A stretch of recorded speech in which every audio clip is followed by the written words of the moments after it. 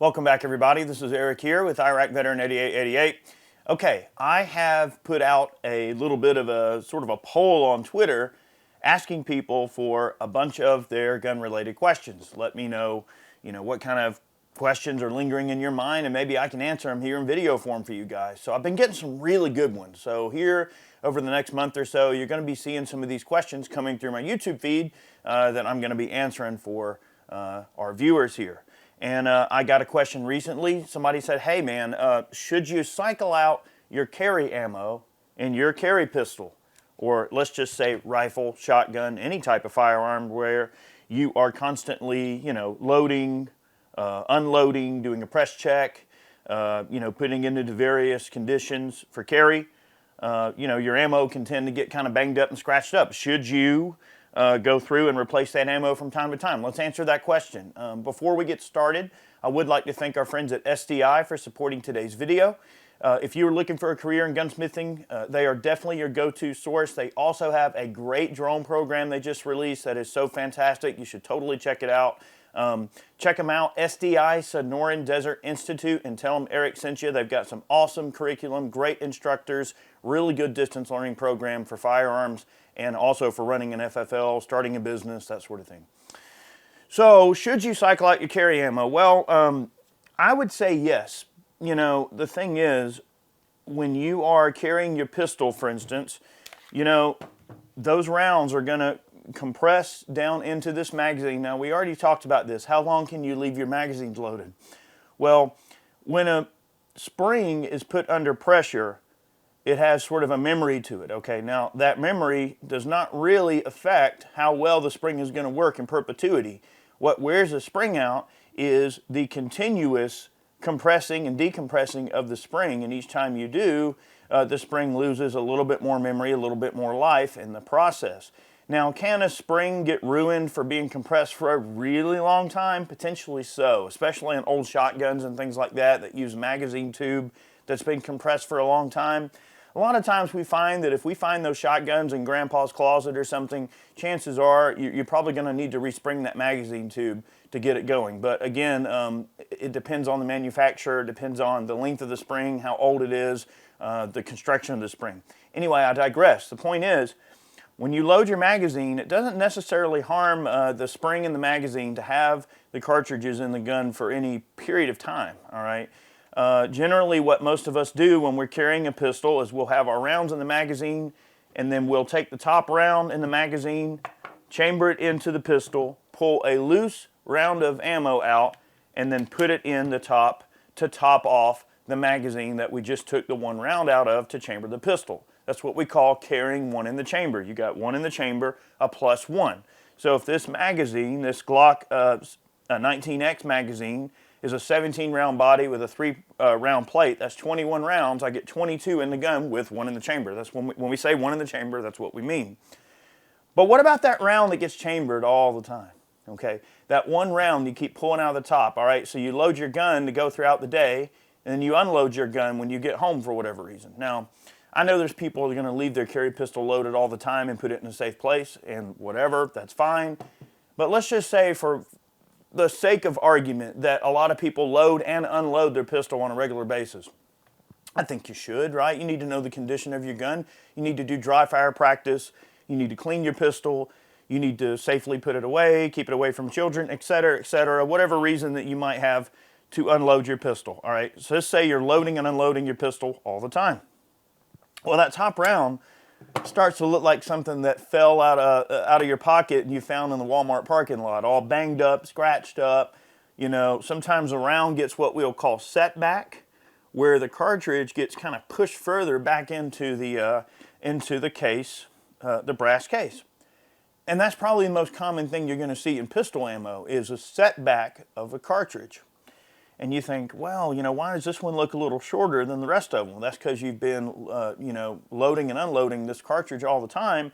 And when that cartridge is pushed in to the chamber, it will inadvertently, eventually, set that cartridge back a little deeper into the mouth of the case. Is that a problem? Well, from a standpoint of, when we look at it from the perspective of reloading your own ammunition, all right, cartridge calls for a specific overall length. Okay, this overall length is to determine that the cartridge is going to fit the magazine properly. It's going to cycle and function properly for the given family of guns that it's intended for. But most importantly, that the cartridge will maintain the standard pressure that it's designed to operate at.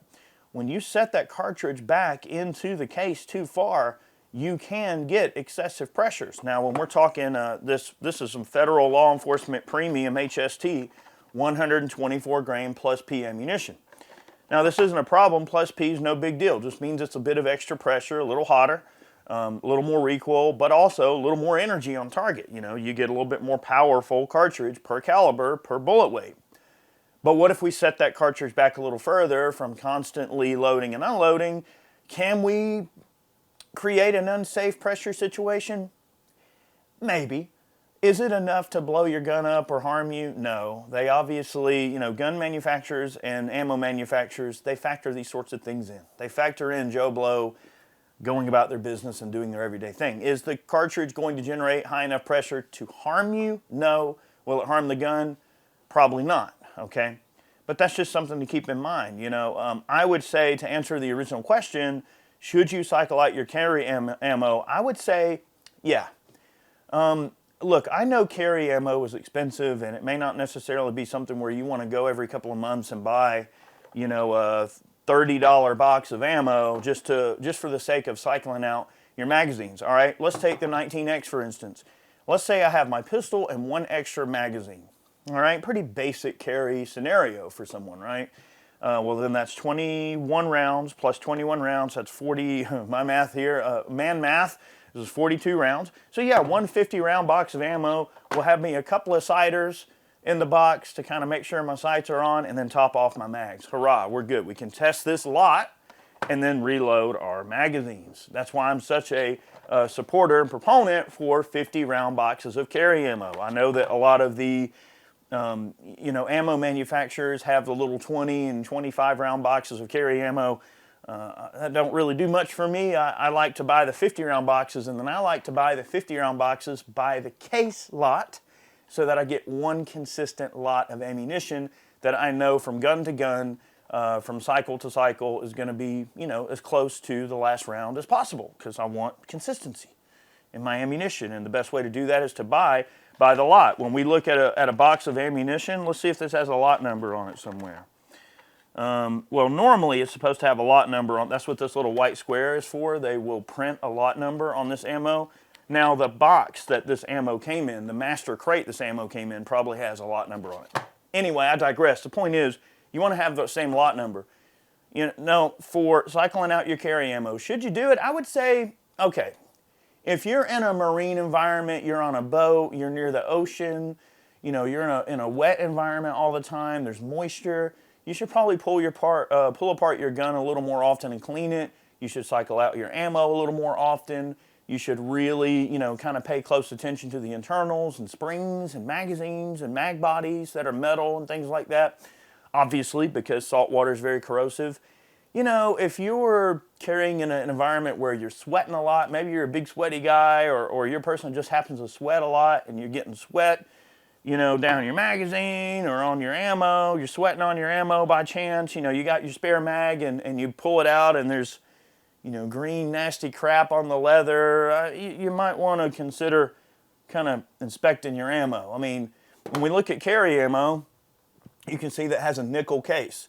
Now, the reason that this case is nickel plated is for a couple of reasons. And maybe people have never thought about this. Maybe I'm educating some people on some little factors that they may not know about carry ammo. I'm not going to chamber this pistol. But let's say that I put this round in the magazine, chamber it, and I want to do a chamber check. Well, what if it's low light? What if I'm near my car and I just chambered my pistol and it's hard for me to see?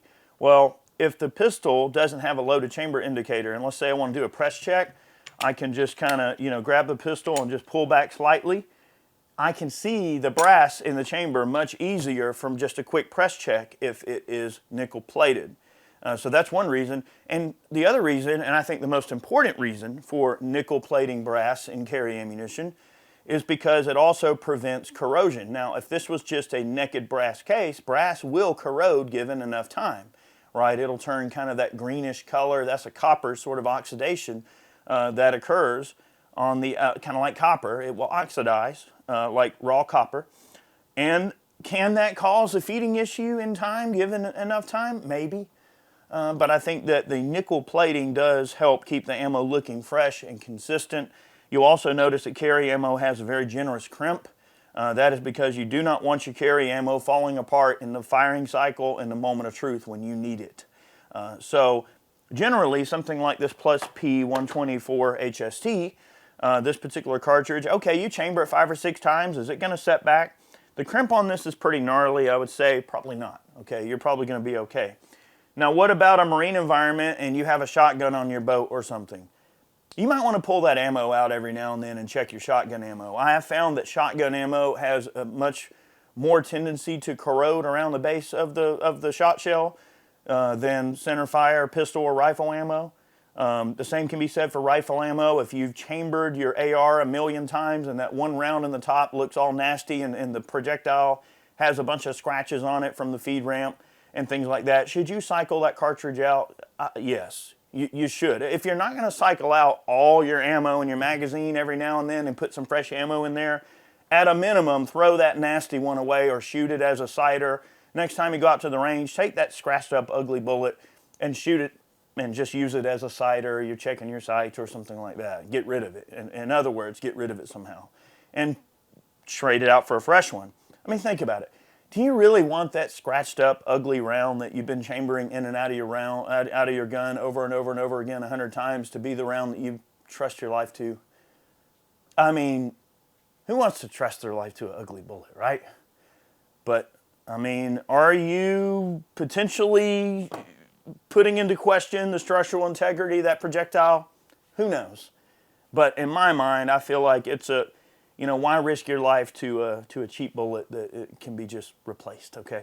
So anyway, that's a question that, believe it or not, I get quite often, and I wanted to address it here. And as I said, you're going to be getting a lot of these videos where I answer these questions for you guys, and some of them are real doozies. Some of them are great, and I thought this question was a good one, and I wanted to answer it. So hopefully this points you guys in the right direction, and hopefully I covered some other topics that I sort of went down the rabbit hole on that I really wasn't planning on covering in this video. But I'm glad that I went through them, because if you watch this video, this is a pretty solid primer on what to do with your carry ammo. So anyway, I really appreciate you guys watching today's video. Remember to hit that subscribe button. Make sure that you click the notification bell so that you get all of my videos. Also, follow me on Twitter, IraqVeteran8888. I am very active, also known as X, but us old school ones, we're always going to call it Twitter. But over on X, IraqVeteran8888, I'm very active on there. Beware, I say what I want now, okay? But yeah, I don't hold anything back. But follow me over on X and join the conversation. And thank you guys so much for watching today's video. Many more on the way. We'll see you soon.